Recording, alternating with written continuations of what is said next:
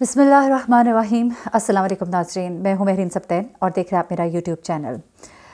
नाज़रीन, गुज़िश्ता रोज़ रोही नाले से एक बच्चे की लाश मिली है। ये 8 साला बच्चा है और इस बच्चे को कत्ल करने वाला इसका अपना ही भाई निकला है। 14 और कुछ लोगों के मुताबिक 16 साल इसकी उम्र है और उसने एतराफ़े जुर्म भी किया है।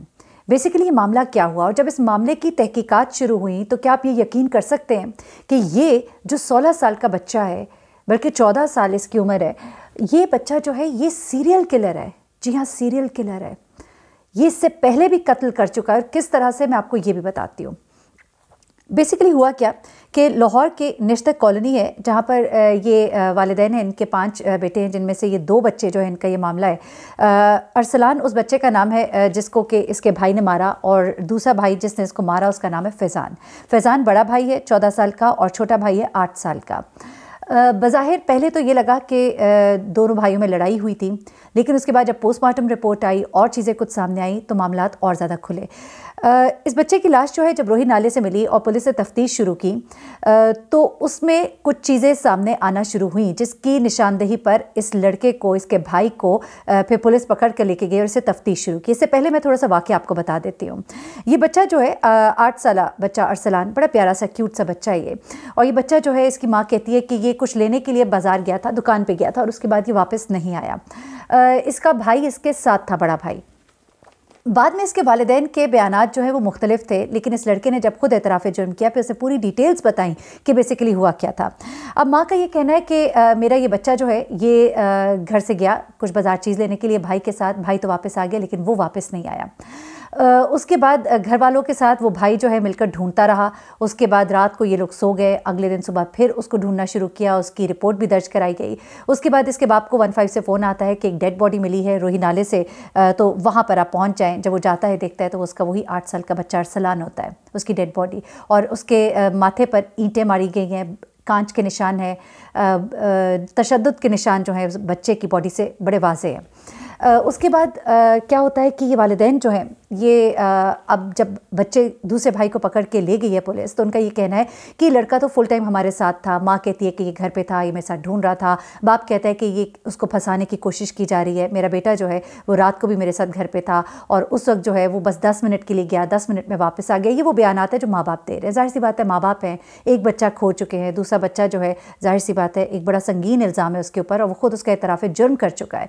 तो उसके बाद माँ बाप जो है वो तो इस तरह की बात करेंगे, उनका दुख समझा जा सकता है।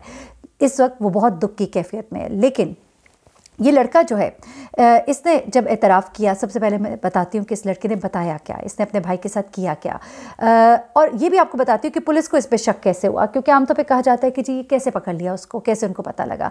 इस लड़के की जो हरकत व सकनात थी वो बड़ी मशकूक थी। पुलिस ने जब वहाँ पर तफ्तीश करने के लिए गए, पता करने के लिए गए, तो उन्हें इस लड़के की जो एक किसी लड़के की हालत होनी चाहिए अपने भाई के मरने पर, और एक डर और खौफ जो उसके अंदर दिखाई दे रहा था पुलिस को देखकर, और एक झिझकना और से ज़रा अलग अलग और दूर दूर होना, इस बात पर वो थोड़े से ठटके और उन्होंने इस लड़के को पकड़ा और इससे बातचीत शुरू की। उसमें इसकी घबराहट जो बढ़ती चली गई और वो इसको पकड़कर फिर अपने साथ ले गए। अब माँ बाप का ये कहना है कि चूँकि इसे डराया जा रहा है, धमकाया जा रहा है, इसको हमारे सामने भी 2-3 थप्पड़ लगाए गए थे, तो इसने डर कर एतराफ़े जुर्म कर लिया है। लेकिन जब उस बच्चे की 8 साला बच्चे की पोस्टमार्टम रिपोर्ट जो है वो सामने आई है और उसमें ज़्यादती जो है वो साबित हुई है। उस बच्चे के साथ ज़्यादती भी हुई है, पहले ना सिर्फ ये कि उसको मारा गया है, ज़्यादती भी हुई है, और उसके बाद उसको मार दिया गया। मारने के बाद उसको रोही नाले में फेंक दिया गया। अब ये लड़का जो है, इसको जब पुलिस लेके गई और थोड़ा सा इसको सख्ती इसके साथ की, तो फिर इसने बताना शुरू किया। इसने कहा कि हाँ, ये मेरा भाई है, छोटा भाई है, और ये हर वक्त माँ बाप को मेरी शिकायतें करता रहता था और मुझे इस पर बड़ा गुस्सा था और मैंने ये गुस्से में किया, मैं बड़ा शर्मिंदा हूँ। पुलिस ने इससे पूछा, बताओ तुमने किया क्या? इसने कहा कि मैं अपने भाई को लेकर दुकान पर गया, उसे चीज़ दिलवाने के बहाने। फिर कहता है कि मैंने इसको वहाँ मार दिया। पुलिस ने पूछा कैसे मारा है? इसने कहा कि मैंने पहले उसके साथ ज़्यादती की, तो उसने मुझे कहा, रोना शुरू कर दिया। उसने कहा मैं माँ बाप को बताऊँगा। तो कहता है मैंने वहीं पर पड़ी शीशे की एक बोतल थी, मैंने इसके सर में मारी और फिर मैंने ईंट इसके सर पे मारी और उसके बाद ये मर गया तो मैंने इसको नाले में फेंक दिया। और अब वो कहता है कि मैं बड़ा शर्मिंदा हूँ। अब मैं आपको आगे एक और बात बताने जा रही हूँ। इसी फैमिली के अंदर एक और बच्चा है, अब्दुल्ला उसका नाम है, और अब्दुल्ला जो है 5 माह पहले मिसिंग था, 5 माह से मिसिंग है। उस लड़के को ढूंढने की बहुत कोशिश की गई लेकिन वो लड़का नहीं मिला। जब इस लड़के से तफ्तीश शुरू की गई और इसकी थोड़ी चितरौल भी हुई और उसके बाद जब इसने बोलना शुरू कर दिया तो उसके बाद इसने एक और बयान दिया। वो बड़ा ही हैरान कुन और तकलीफ दे और परेशान कुन बयान है। उसने कहा कि इससे पहले मैं अब्दुल्ला को भी इस तरह लेकर गया था, मैंने उसके साथ भी ज़्यादती की, उसके बाद मैंने उसके भी सर पे ईंट मारी और मैंने उसको भी रोई नाली में फेंक दिया। इस लड़के को ये हरकत किए हुए 5 माह गुजर गए थे। 5 माह में ये नहीं पकड़ा गया। वो बच्चा जो है उसको ढूंढने की कोशिश की जाती रही क्योंकि जाहिर सी बात है उसकी डेड बॉडी नहीं मिली। जब उसकी डेड बॉडी नहीं मिली तो फिर शक जो है उस तरह से वो बढ़ा ही नहीं, और जाहिर सी बात है एक 14 साल के बच्चे का तो कोई सोच भी नहीं सकता कि ये अगवा करने वालों में शामिल होगा। तो उससे इस लड़के की हिम्मत बढ़ी और आज मैं सोचती हूँ कि ये अगर बच्चा ना पकड़ा जाता तो इसके बाद पता नहीं ये कितने कत्ल करता। ये उसी तरह का एक इकबाल बन जाता जिसने 100 बच्चों का कत्ल किया था। ये उसी तरह का एक और वो शख्स बन जाता जिसने कसूर में ज़ैनब को मारा था। ये एक इंतहाई दरिंदा बन चुका था। ये लड़का जो है ये एक सीरियल किलर था। ये इससे पहले और इसके फैमिली के जो लोग हैं वो परेशान हो गए क्योंकि इस लड़के ने बाकायदा बयान दिया है। मैंने वो बयान सुना है और उस बयान में उसने कहा है कि मैंने अब्दुल्ला को भी इसी तरह मैंने उससे ज़्यादती की, मैंने उसके सर में पत्थर मारे और मैंने उसको रोई नाले में फेंक दिया। उसको भी इसने रोई नाले में फेंका था। और अपने सगे भाई को, अपने खून के रिश्ते को, इस लड़के को खून के रिश्तों का भी कोई पहचान नहीं थी। और इसके माँ बाप जो हैं वो अभी तक इस बात पर मुसर हैं कि मेरे बेटे को फंसाने की कोशिश की जा रही है। इसकी माँ ने पहले एक बयान और दिया था। पहले इसकी माँ ने ये कहा था कि ये मेरा बेटा जो है ये उसके साथ गया उसको चीज़ दिलाने के लिए, उसके बाद ये वापस आया और उसके बाद जो है हम बच्चे को ढूंढते रहे, हमें वो लड़का नहीं मिला। बाद में उन्होंने कहा कि मेरा बेटा जो है वो तो उधर उसके साथ गया ही नहीं था, और उसके बाद ये कि वो तो सारा दिन मेरे साथ था और हम सारा दिन ढूंढते रहे और रात को बाप कहता है कि मेरे साथ सोया था। ये हमें फंसाने, मेरे बेटे को फंसाने की कोशिश की जा रही है। मैं समझ सकती हूँ कि माँ के लिए बड़ा ही तकलीफ दे लम्हा है क्योंकि एक बेटा वो खो चुकी है। बाप जो है वो रो रहा था जब अपनी ये सारा बयान दे रहा था।